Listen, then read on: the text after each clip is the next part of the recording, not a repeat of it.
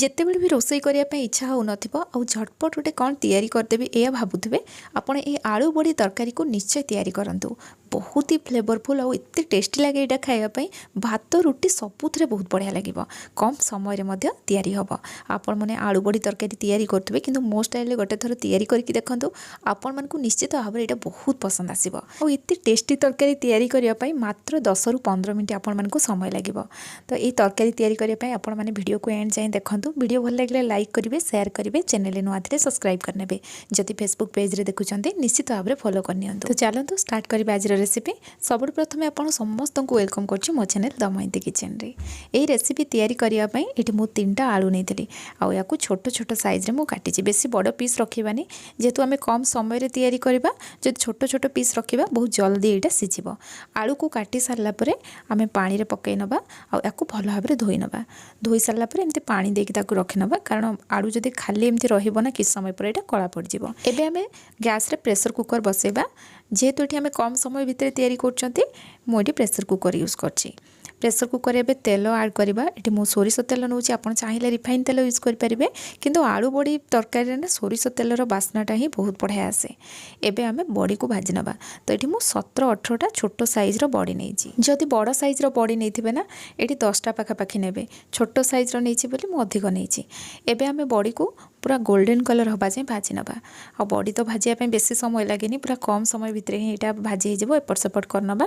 आठी या आम बाहर करनवा। बेसी डार्क कलर करवानी, एमती पूरा गोल्डन कलर करके आम बड़ी को भाजी नवा। से तेल रे ही एबे आम पंचफुटण ऐड करवा। पंचफुटण देले ना तरकारी फ्लेवरटा बहुत बढ़िया आसीबो।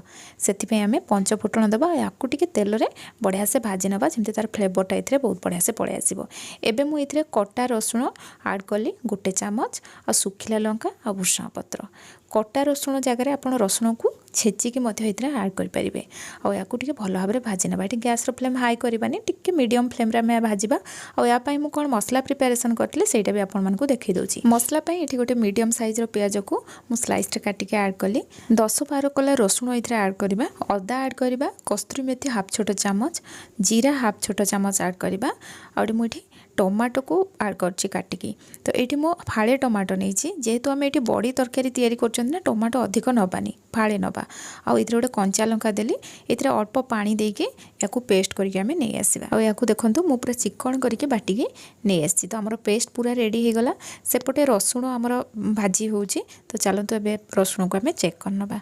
तो यहाँ भी आमर हो जाइए। आम जो पेस्ट तैयारी करके रखी थे ताकू आनिक ऐड करवा। ये जो सुखिला लंका आम ऐड कले ना, ताकू खंडिया करके ऐड करवानी, नले तरकारी बहुत राग हो। एमती भी आम कंचा लंका ये यूज कले। एबे आम ये किसी गुंड मसला ऐड करवा। गुंड मसला ये मु हाफ छोट चामच हलदी गुंड ऐड कली, हाफ छोट चामच लंका गुंड ऐड कली। ये काश्मीरी रेड चिली पाउडर नहीं, राग लंका गुंड ऐड करनी। ऑलरेडी आम कंचा लंका ऐड कर, गोटा सुखिला लंका भी ऐड करथिले। धनिया गुंड 1 चामच ऐड कली।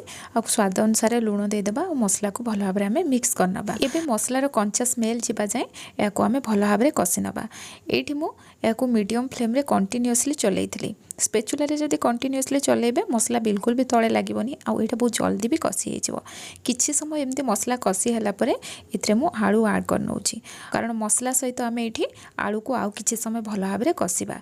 आ एठी आपण गैस रो फ्लेम लो टू मीडियम करिकी आलू को मसला सहित बढ़िया से कषिबे, हेले तरकारी टेस्ट बहुत बढ़िया आसीबो। एहाकू कवर करी करी मु 2-3 थर एमती ताकू मझे मझे चलई थी। आलू टिके एमती कषि होला परे ना, आमे तरकारी टेस्ट आउ तार फ्लेवर बढ़िया आम ये चिकेन मसला ऐड करवा। बहुत बढ़िया फ्लेवर आसीबो तरकारी। तो ये मु हाफ छोट चामच चिकेन मसला नेली।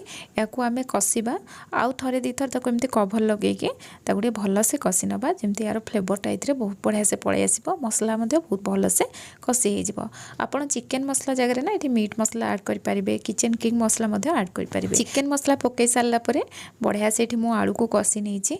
और ये भी पूरा रेडी हो गलानी। एबे आम ये पानी ऐड करवा। आपन ये तरकारी केतिकी बहलिया कि केतिकी पतला रखिया चाहूँगी से अनुसार पानी ऐड करेंगे। मुझे तरकारी टिके बहलिया रखी थी, जेहेतु बड़ी तरकारीटा बड़ी भी टिके पानी टाणी निए, से अनुसार आप पानी ऐड करेंगे। तो ये देखूँ या कभर लगेदेवा। पानीटा बहुत जल्दी फुटीज। पानी फुटी सारापर आम बड़ी को भाजिकी रखी ताकू ऐड करवा। तरकारी फ्लेवर बहुत बढ़िया आसापी ये आम अल्प गरम मसला गुंड ऐड करवा। और सब जिनस को भल भाव में मिक्स करनवा। मिक्स कर सारापर प्रेसर लिड लगेदेवा। हाई फ्लेम रे गोटे हुइसिल आसला परे लो फ्लेम करदबा जस्ट गोटे मिनिट रखिला परे आमे गैस रो फ्लेम बंद करदबा। प्रेशर और गैस ऑटोमेटिक रिलीज हवा पय आमे छाड़दबा। आ एठी देखंतु गैस रिलीज होला परे मु आपनकु ओपन करके देखौछि। तरकारी बहुत बढ़िया से रेडी हो जाइए। आमे चेक करनबा आलू सीझी कि नहीं। तो ये मु चेक करनेली आलू बहुत बढ़िया से सीझी। कम समय भितर बहुत ही टेस्टी तरकारी तैयारी होता है। तो आपण मैंने निश्चय ट्राए करूँ। तैयारी कलापर केमती लगिला मते कमेंट सेक्शन में जनइबे। पुणी आसबे नुआ रेसिपी नहीं कि से पर्यंत रोचे। धन्यवाद।